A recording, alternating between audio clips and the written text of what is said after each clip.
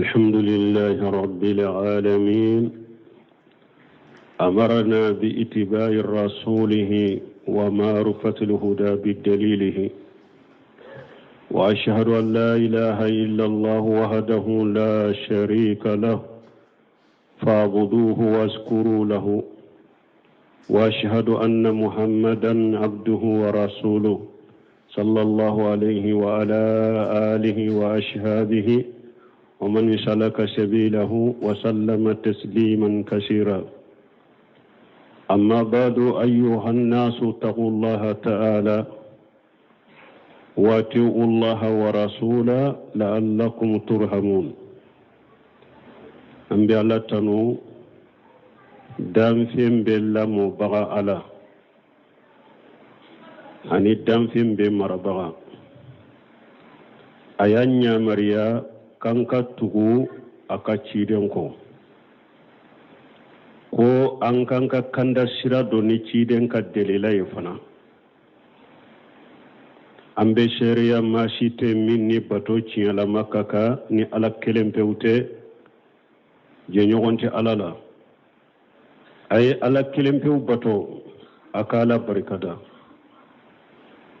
an be shari'a muhammad wala ka jondo wala ka ciden do kisini nema baka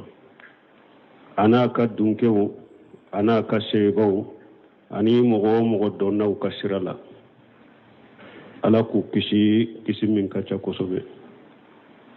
no temina ka boy hada maddo aye sirala nye masa min korota lendo aka tugu ala ko ka ala bato aka tugu ciden ko ka ciden ka tasira mina o be ke sababu ye a be nɛɛma sɔrɔ hadamadenw ko damadɔ be an ko o dɔn ko damadɔ be mɔgɔ kelen kelen ko o dɔn u ka k'i dusukun kɔnɔ i ka baara kɛ n'o ye o fɔlɔ ye mun ye hadamaden kelen kelen k'a dɔn k'i da kun kana nin diɲɛ kɔnɔ ya o ye bato de i dara kana diɲɛ kɔnɔ ya bato dɔrɔn de kama wa ma khalaqtu al-jinna wal insa illa liya'budun ma uridu minhum min rizqin wa ma uridu minhum an yut'imuni inna allaha huwa razzaqu dhu quwwatil matin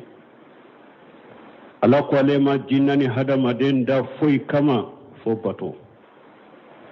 jinnani hadamaden da kunye kana diɲɛ kɔnɔ kawnya mariya aka ala de bato ala ko ale ma garjage ɲini aw fɛ a ma ɲini aw fɛ fana ko a ka ale ala ladumuni ale ara de garjage masa ye n'a bɛ bɛɛ garjage ala de fanga masa ale de fanga masa ye min ka fanga ka girin nin ye fɔlɔ ye mɔgɔ kelen kelen i da kun o dɔ dɛ ko i danna kana diɲɛ kɔnɔ k'i ɲamariya ka baton dɔrɔn de kɛ ka ala kɛ kelen ye fulana mɔgɔ kelen kelen k'a dɔn ko bato min filɛ nin ye bato in tɛ se ka minɛ i ye abada fo sarati fula ka dafa i ka bato la bato tɛ se k'a fɔ ko bato baara tɛ se k'a fɔ ko nin ye baara ɲuman ye ko ala bi sara la illa bi saratayni asasiyayni fo sarati fula minnu ye sipasima ni lesiri ye wa sarati fula dɔla kelen ye mun ye al-ikhlasu lillahi i ka baara ka kalasi ala kelen pewu ye kana baara kɛ diɲɛ nafa kama kan'i ka baaraw kɛ tanuni ɲini kama kan'i ka baaraw kɛ tɔgɔ ɲini kama kan'i ka baaraw kɛ ko a ka ye ou bien a ka mɛn baara ka kɛ ala kama baara ye mɔgɔ kelen kelen ka nin don sarati fula de bɛ baara minale sarati fula de fɔlɔ de al-ikhlasu lillahi o dela ye mun ye ala ko faman kana yarju liqa'a rabbih falyamal amalan salihan wala yushrik bi ibadati rabbih ahada ala ko mɔgɔ min ni bɛ ni ala ka kunbɛ ɲɔgɔnya jigi qiyama baara ɲuman kɛ dɛ baara min ni tɛ foyi fara ni ala ka o baara la nin ye sarati fɔlɔ ye sarati fulanna almutaba'atu li rasulillahi sallallahu alayhi wa sallam ika baraka be ciden batolema mana ala sunna ika baraka ke sunna ka ni bara nyuma ke akala sira alaye ne bara make ciden ka tuguli kama bara make ciden ka sunna ka bara fubi bolo ala makotola de o bara ala basagi mallagara de ala taminiye o delay munye ciden ko man ahdasa fi amrina haja ma laysa minhu fa huwa raddu wa fi riwayati man amila amala laysa alayhi amruna fa huwa raddu ciden ko ni mugo ni bara ni mugo yefen kurado ni dina la nemi nya mariala ika bara be sagi mallagara na cogo dola ni mugo ye bara ke ni dina la ne kanya mariata ka ika bara be sagi mallagara de ورياتو فديل بن إياد آية كلا ليبلوكم أيكم أحسن أملا قال أسوابه وأقلصه قالوا يا أبا علي وما أسوابه وما أقلصه قال إذا كان لأمل خالصا ولم يكون صوابا لم يقبل وإذا كان صوابا ولم يكون خالصا لم يقبل حتى يكون خالصا وصوابا وخالص أن يكون الأمل وخالص ما كان لله وصواب ما كان على سنة فديل بن ياد آية كلا سورة الملك كنو ko ala de masay naye sayani nyanama yadda puru kawla jarabi mo min ka barakani udal bun yadi ko barani may jumay ako bara khalasile ani bara sawabama uko alifa bara khalasile bara sawabama e juman fanay akoni bara khalasila alaye amake sawabaye ala tamina ni bara kera sawabaye ama khalasi ala tamina ho aka khalasi kake sawabade ako khalasi munye baraka ke alai baraka ke alai ako sawabai munye baraka ke ciden ka sunnaka awon balinu mugo kelen kele kan nindu kan ni siridu sukun kono ika danninna ko ni bara barake alai ni lagara bara rebe baraji nyini ni sarati fulama nyogon sorala bara fubi bolala makositala sarati lagara baraka qalasi alaye akabe ciden ka sunna sallallahu alaihi wasallam sabana muhabbatu rasulullah sallallahu alaihi wasallam mo kelen kele kado ko ciden kanu dina dode do wajibi dede do wodi ato shaykhul islam bun taymiya ko ako muhabbatu rasulullah sallallahu alaihi wasallam min awjabil wajibati min awjabi wajibati din ako ciden kanu nin dina ka wajibi dode ciden ko la yu'minu ahadukum hatta akuna habba ilayhi min waladihi wa walidihi wa malihi wa nasi ajma'in ciden ko dola kelente siga ke mu'mini dafale nya bara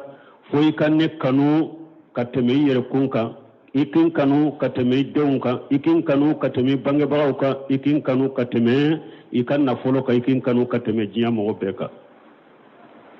ciden kanu yeni islamiya wajibi dina wajibi dode me ciden kanu ye munye kata fendo ka dina kono min talawa ciden kanu toyo o bena aya la nyefe ali hasan basari ko dondo la ko downa na ciden ma ko ambe alafe ambe fe alaye aya do jigi ko ketta manse mogo min be ciden kanu o ta manse o aya de mogo min be ala kanu o ta manse aya de قل إن كنتم تحبون الله فاتبعوني أفو ينابي على فيتو نتشيدنكو كافون بي على في أتامان شيري كتو تشيدنكو كافون بي تشيدن في أتامان شيري كتو واكوري وما تاكم رسول فغجو وما نهاكم أن فانتهو تشيدن يمين دي أو مدينة لا يامنا كبارك ناي أكاب بالكوا أياب بالكوا كمين تو يايوتوي ودي تشيدن كانوي me ciden kanu te ciatiri boni kulo yede kata fendo aka dina kono min tala ciden kanu toye ni sabana nani na ta'atuhu sallallahu alaihi wasallam mo kelen kele kado a wajibilen bi ka siri dusukun kono ka barake nay ka tugu ciden ko tuguli ka ke ciden de ko sallallahu alaihi wa sallam وما كان لمؤمن ولا مؤمنة إذا قضى الله ورسوله أن يكون لهم خيرة من أمرهم ومن يعص الله ورسوله فقد ضل ضلالا مبين ألاكو ضلالا مبين ألاكو أكو أمانك مؤمن تشماي أمانك مؤمن مسماي ni ala na ciden ye komin fote ye komin latire ka komin kiri konin koin ka fote uga ka tete mo shikani inni sugantiya do ola atebbe mumini cemaye atebbe mumini musomaye ni ala na ka ciden ye komin tige kabila cogomi mo shikani ka hakilina do ka sugantiya do ola ni mo ye ala soso ye ciden soso ifili la filimi bangalen do de suwata mo shiye nin dina kono ko be kitafu be kitake ko be ni famu te mo shibolo nin dina kono fo ikatu wala na ka ciden de ko iye mumini ye ce ye muso ye ate daga mo shiye ni ciden ye min fo cogomi aya kiri cogomi ala ye min ke cogomi e ki ka hakilina do ola wote beye ibe to ala ta ko fede ibe to ciden ta ko fede aya werkun ala ko fal yahzari alladhina yukhalifuna an amrihi an tusibahum fitna aw yusibahum azabu alim ala ko mo ko yere koloshide mo munum be ciden fonko nyogonya aka kuma fota wula aka keta wula ala ko tigu ku yere koloshide fitina kanu tu soro jenya na maya kono ya ube la jaba kana tu soro qiyama kene kala jaba min dimilendo shawsal fawzani akonni fitina munye akonni aya kono mo munum be ciden soso kaka sunna soso ala ye kankari da ya ko baga ko janga kata chuguya fula bu tigu nyede janga kata fulo bu soro jinya kono fula na bu soro lagara jinya ta ko fitina akonni fitina ako asugu kachade jinya fitina bebe doni fitina kono ki dusukun finye ni tese ka chinyaye itese ka sawabaye itese ka kanda siraye obe fitina yin kono ni mo ciden so ala be se ki dusukun finyete etese ka kanda etese ka chinyaye fitina ndoye munyala be se ka balawula sima ika fari kolola ala be se ka balawula sima ika na folowula ala be se ka balawula se awma jamana kono nyogon faga ni fitina ni balawu komi jinya be chogo mi sisa ciden so soli dronde bake wadi ato sheikhul islam ibn taymiya ko wa kullu sharri fil alam wa bala'u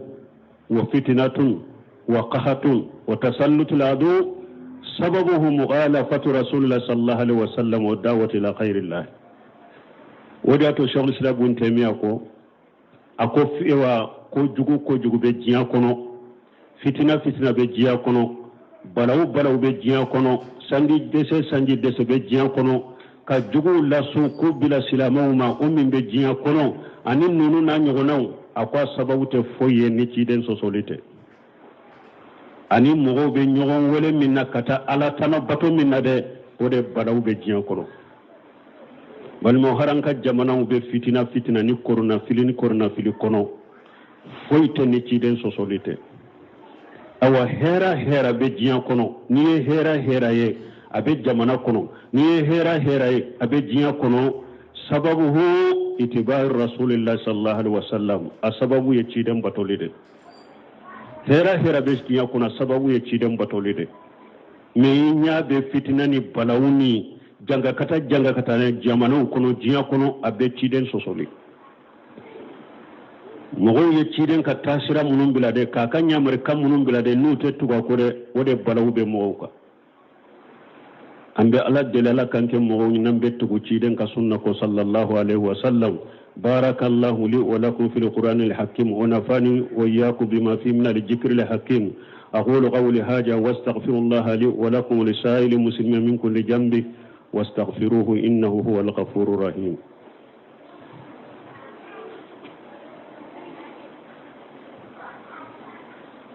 الحمد لله رب العالمين والصلاة والسلام على نبينا محمد وعلى آله وصحبه وسلم تسليما كثيرا أما بعد قال صلى الله عليه وسلم كل أمتي يدخلون الجنة إلا من أبى قيل من يابى يا رسول الله قال من أتاني دخل الجنة ومن أساني فقد أبى شيده كسني نما بكا كو حديث سهلن كنا كو عليك منتم بدوار الجنة كنو فني مغمين بنا ko شيده مغو جمان دي باري جنة دوني فنما شيده كنو مغو تغران نكو ibe do ari janna meni mogo yenne soso e yere de bannari janna doni ma ni ba ke kaciren ka kuma funko nyonya doro ka tasira funko nyonya doro abe komi ede bannai ka do ari janna te sika soruni ciden ka tasira te koy ari janna te sika soruni ciden ka sunnate sallallahu alaihi wasallam tarakiti fikum shay'ain lan tadillu ma tamsaktum bihima kitaballahi wa sunnati ciden ko nye fen fula taw bolo ate file abada tanke nayo fen fula muna alaka kitabu wanin ka sunna mogo ma ciden ka sunnata ka tuga ko halakin min yi soro jiya ni halakin min yi soro kaburula ni halakin min yi soro qiyama iyere da yaki yere la hera jiya hera kaburu hera qiyama hera abebe ciden tugu nyogonya dela jinya balawu kaburu fitina lagara la jaba abebe ciden sosoli de la ala kan kisi kantanga balmo ciden kam ewa tugu nyogonya ko damado bo nofe folo ta'atullah ni mo tugura ciden ko tugura ala ko man yuti rasula faqad ata Allah akoni mo tugura ciden ko itugura ala ko ciden tugu nyogonya ala tugu nyogonya de mo ciden soso fana imam mo wore soso ima fe wore soso koy iye alhade soso ni nye foloye fulanna tatuhu min arkanil iman ciden ka tugu nyogonya ne ciden batoli limaniya ka jonsen do de do qala ta'ala fala wa rabbika la yu'minuna hatta yuhakkimuka fima sajara bainahum ila akhir al-aya alakum muhammadun kalnani tigi alaye yi kam manto mogo tisika ke mu'mini ya abada fonnu ye nyogon soso minna u kana kiri tige edela ni kiri min tige kabila yoromi u beka jeno ye dusukun kana koro u kana dimi akanu toro u ku yere kolo ka ke fana donc o ciden batoli limaniya jonsen do de do tatuhu sababu fi hidayati ciden ka batoli sababu de do nabe mogo kanda alako ko anakono ittabi'uhu la'allakum tahtadun akwaye tugu ciden ko na tugura ciden ko abe kanda ciden tugu nyogonya kanda sababu de ni mogo min ba fe ka kanda tugu ciden ko tatuhu sababu fi rahmatillah ciden tugu nyogonyali sababu de do na ben nemal lashe hadama demma qala ta'ala wa ati'u allaha wa rasula la'allakum turhamun akwaye tugu alako akatugu ciden ko obeke sababu ye aben nema soro tatuhu sababu fi muhabbatillahi ta'ala lil abudi ciden ka batoli sababu de ni alaba ka jon kanu ciden ka batoli be ke sababu ni alabi kanu qala ta'ala qul in kuntum tuhibbuna Allah fattabi'uni yuhibbukum Allah wa yaghfir lakum dhunubakum ala ko ciden mafuye ni mogo min be ne alafe ni mogo min be e ciden fe akatugu ko doro ni mogo min tugura e ciden ko ni ala yere de bo kanu sisa ba tigi ka junubu yafa bali mo ciden ka sunna batoli ani ciden ka batoli abeke sababu de ala bi kanu tatuhu sababu fi maghfirati junub ciden ka batoli sababu de ni abeke sababu hada maden ka junube yafa iye qala ta'ala qul in kuntum tuhibbuna Allah fattabi'uni yuhibbukum Allah wa yaghfir lakum dhunubakum afuye koni mogo min benne ala fe akatugu e ciden ko ni ala ba kanu mbaka junubu yafaye ciden batoli be ke sababu ka junubu be yafade ta'atuhu sababu fi fawjin wa dukhulil janna ciden batoli ye sababu de ni hadamaden be ni yoro basro ala fe ibedo arjanna kono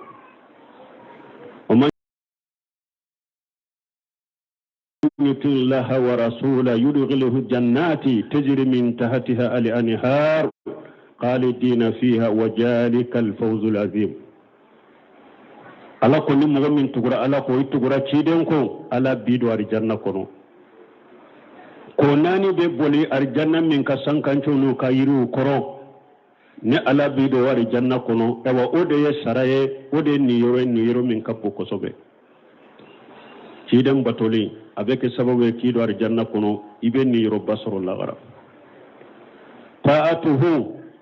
sababun تجمع المطيعين مع النبيين والصديقين والشهداء كيدم باتولي ابيك سببو دي ني مغو تغرا كيدم كو وبيك سببو ي ارجنا كونو كي فر النبي نيموكا اني تياتيغو اني سيديسون اني مغو نيمو قال تعالى ومن يطيع الله ورسوله فاولئك ما الذين انعم الله عليهم من النبيين والصديقين والشهداء والصالحين وحسن أولئك رفيقا alako ni mogo tugura alako itugura ciden ko ebe fara mogo kala garar janna kono ala yen nema ke mogo mununka mogo juma nabi nyimo ciya tigu shedi sun mogo nyimo ebe fara wulude kar janna kono ni mogo min ka je nyogo kera nunu dar janna kono iye je nyogo nyimo soro awa ciden batoli be nunu la si hadama dem mambalimo wallahi ni hada madawun tun tugura ci don ko ambe lafiya nyini ambe mafanta nyini ambe dun kafa nyini ambe sécurité nyini ambe hakli sigi nyini jiya kono kaburu kono lagara antum basoro Allah jeke ni donna kaburu kono nyini kali munun be kila nyini kali juman be kila abe nyini kali saba kono maja taqulu fi haja rajuli ibe nyinin ka ciden de la nyinin kali sababu mi ke la kaburu kono folo ye ala ye fulanna ka dina sabanna cide mo site nyinin ka tariqa la ite nyinin ka mabala ite nyinin ka sheikhu la ite nyinin ka jamana la ite nyinin ka ka ma folo la ibe nyinin ka ciden de la ni eno bato mado kaburu kono iyere halaki qiyama kene kan nan jora qiyama kene ka ala bafure yawma yunal wa yawma yunadihim fa yaqulu ma jaa jabutumul mursalina ala be bengole qiyama keneka abaku nyecide munun ciawma ayu jabi munna nyecide munun ciawma ayu cide un jabi munna ite nyinin kay fala woro la ite nyinin kay moke wala ite nyinin kam mabala ite nyinin ka shegula ibe nyinin ka cide ndela nyecide minci awma ayen ka cide nyalla shawma aya jabi munna na ya soro ema tuga kodu ibe jabu jumandi balman ni janya na maya kunanka hakili soro koy anka tugu ciden ko de anni sebo bora nyogon koroni yorola sebo fule ulutu nye mogoye ni ciden nyu nyamariya dorobe ciden ka nyamare kan fora dorobe teleya kake kibila yele mali fule ciden tale madina ye kalo wolon fula nyogona kalo woro abe salli katabatul maqdisima tumani ala ya kibila yirma ko aka nyeshi alikabama o kera la gasarade cedo sallida ciden no fe wuyu nyeshi alikabama awulila tara kubba fajiru wakati ayasoro ulu bake ka salli me nyeshi lembe baitul maqdisma kibariyatu mashe uluma ko kibila yelemana ko to salli na ya fuye ako hari biaw be nyeshi baitul maqdisma ne la gasara salli kunu kafara ciden ka nyeshi alikaba kibila yelemana sai ban ma fu an kan ni salli da fare uyele mana kuto salli de kono uyele mana kabo baitul maqdis dima ibrito kunyeshe alikabama muso tumbe yoro mi cew taray cew tumbe yoro mi muso taray salli kelen kono anana bi dauda kono ummu salimata ako ewa nyinye madinan kaw kam muso ko tumami ala aya ya jigna يا أيها النبي قل لأزواجك وبناتك والنساء المؤمنين حجاب آية أقول من وجهنا يرونين كلمة درو قل أنشارو كمسو قل علي يمشري كنو بيتا فيني بيتا رفيني فيمان ديرو كري كري كفالي كرو بيسو تراناي كأن على رؤوسهن القربان من الشكينة ويلبسن أكسية سود وأكسية سود يلبسنها. أقول يرون كلا عليه مدينة كوم مسوية تشيدن كوفي سليلا بتارا فيما دو كفار كل بسطورا نيو يا بكم غانغا دبو كونكولولا غانغا كونو فيما دو دبي أبكم دبو كونكولولا نا بتارا فيما دو أمبا عائشة فنا يودفو رحم الله النساء الأنصار على كو على كهنا على أنصار وكمسوما تمام آيات جبنا ويضربون بغمرهم على جيوبهن تمام آيات جبنا سغغن مروتهن واغتمرن بها وكأنما على رؤوسهن القربان. أقول تمام آيات جبنا كل أنصار وكمسو كل يد ترى وكا ترورسو تيجي كوكا يريدو تيجي kuke hijabu ye kuyire sutura naye kana saliro la abe komi nuyu ya abe komi ganga fima debu kunkolo la tanka beteli yarara jonna katika finir katika terrorisi tige katika iridon ta kake hijabu ye unana salli ciden ko fe misire lo yerunin kala abe komi ganga fina ma be kunkolo la donc mbani mu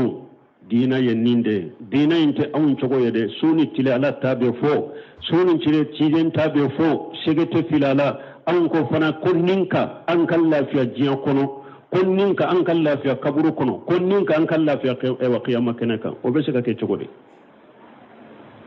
o be sega ke cogo de nambe jiyan lafiya fe ka kaburu lafiya kanu ka qiyamah lafiya kanu ambe tugu ciden de ko sallallahu alaihi wasallam ala kanke mogoye nambe kuma me ka tugu anyumam ko ewa hada madon ikateliyali kata ciden batolima jiyala abe degere minna o ikateliyali be o degere de ka hasiratu tigeri la de ni ka hasiratu bilala jahannaba ka mogo be teme ka hasiratu ka etumbe jiya kono ni nu ye ala tafu nu ye ciden tafu ni be teliya ka ke ibe teliya siratu ka me na ya soro ciden tabe fo ala tabe fo ebe suma akalila ibe suma ya siratuka har ni yankare saral la jabore fo tajri bihim amaluhum risalati yode fo akom mogo de kabara mogo siratuka be kabara de be boliniye siratuka ikala bato ne ka ciden bato tumbe degre mina jiya kane o teliya nyugona de be kiye siratuka ala kanke mogo min be teliya katugu ciden ko katugu ala ta ko ربنا آتنا في الدنيا حسنة وفي الآخرة حسنة وقنا عذاب النار ربنا لا تزغ قلوبنا بعد إذ هديتنا وهب لنا من لدنك رحمة إنك أنت الوهاب اللهم اجعل الإسلام والمسلمين وأذل الشرك والمشركين ودمر أعداءك أعداء الدين برحمتك يا أرحم الراحمين اللهم صل على محمد وعلى آل محمد كما صليت على إبراهيم وعلى آل إبراهيم إنك حميد مجيد وبارك على محمد وعلى آل محمد كما باركت على إبراهيم وعلى آل إبراهيم إنك حميد مجيد سبحان ربك رب العزة عما يصفون والسلام على المرسلين والحمد لله رب العالمين.